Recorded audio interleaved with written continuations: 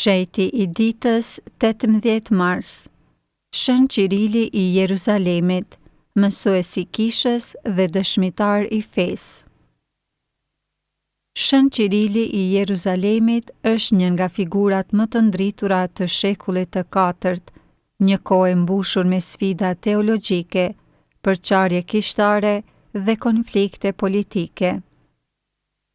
Si i peshkëv i Jeruzalemit dhe mësues i kishës, ai u shqua jo vetëm për mbrojtjen e fesë së vërtet kundër herezive, por edhe për katekezën e tij të pasur, e cila mbetet edhe sot një thesar për kishën katolike dhe atë ortodokse. Qirili lindi rreth viteve 313 deri 315 në Jeruzalem, në një familje të krishterë që e edukoi në frymën e besimit të shëndosh. Ai kishte njohuri të thella në shkrimin e shenjtë dhe në shkrimet e etërve të kishës. Ky formim i fortë shpirtëror dhe intelektual e bëri atë një nga mbrojtësit më të palëkundur të doktrinës katolike. Në vitin 335 u shugurua diakon, ndërsa në vitin 343 u bë meshtar.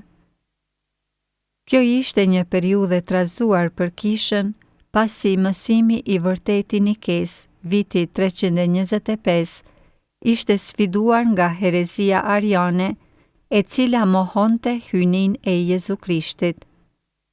Në këtë klim të tensionuar në vitin 348, pas vdekjes së i peshkvit Maksim, Qirili u zgjodh si paraardhësi i tij në fronin i peshkvor të Jeruzalemit. Mirëpo, shërbimi i tij nuk kaloi pas prova.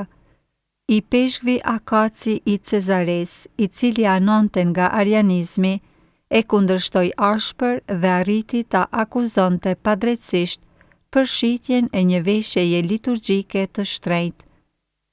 Për këtë arsye, Qirili u dëbua në tarcë të Azisë së Vogël në vitin 358. Megjithatë, edhe në mërgim, ai vazhdoi të predikonte dhe të forconte besimin e popullit të krishterë.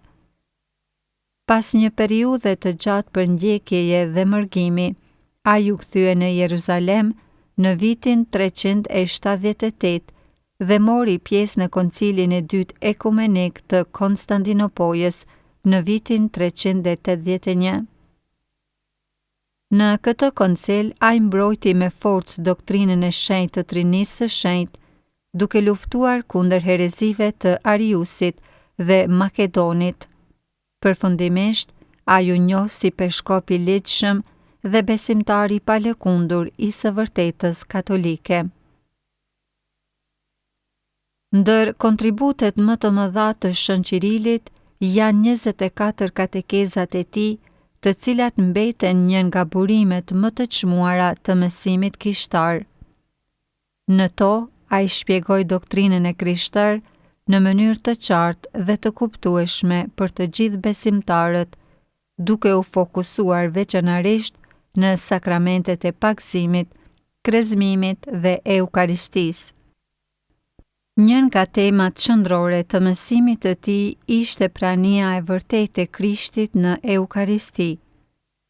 Ai e theksoi fuqishëm këtë të vërtetë duke thënë: Kur merr trupin dhe gjakun e Krishtit, ti nuk merr bukë dhe verë të zakonshme, por vetë Zotin që të shenjtron.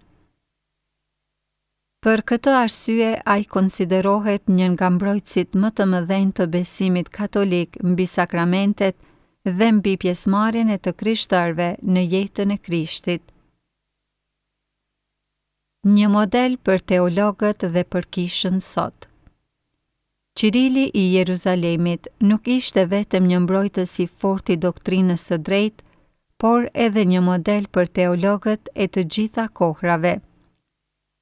Ai nuk e bazonte mendimin e tij vetëm në analizën filozofike apo logjike, por gjithmonë mbështetej te shkrimi i shenjtë dhe tradita apostolike. Ky është një mësim i rëndësishëm edhe për kishën sot. Çdo interpretim teologjik duhet të jetë në harmoni me fjalën e Zotit dhe mësimin e pandryshuar të kishës.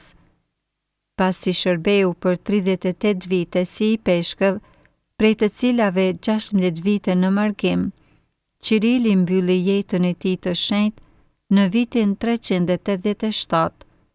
Për meritat e tij të jashtëzakonshme, Papa Leoni XIII e shpalli mësues të kishës në vitin 1893.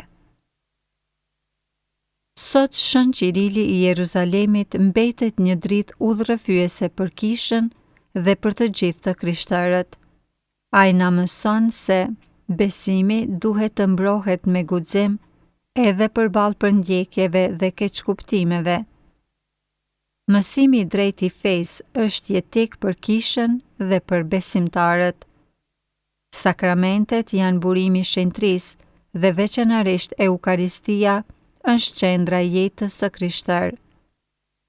Tradita e kishës është po aq e rëndësishme sa shkrimi i shenjtë, pasi ajo ruan mësimin autentik të Krishtit dhe të apostujve. Jeta dhe veprimtaria e Shën Qirilit të Jeruzalemit janë një thirrje për të gjithë ne që të jemi dëshmitar të së vërtetës së Krishtit, ashtu si ai pa frikë dhe me besim të plot në fuqinë e Zotit. Shën Qirili i Jeruzalemit, loto për ne.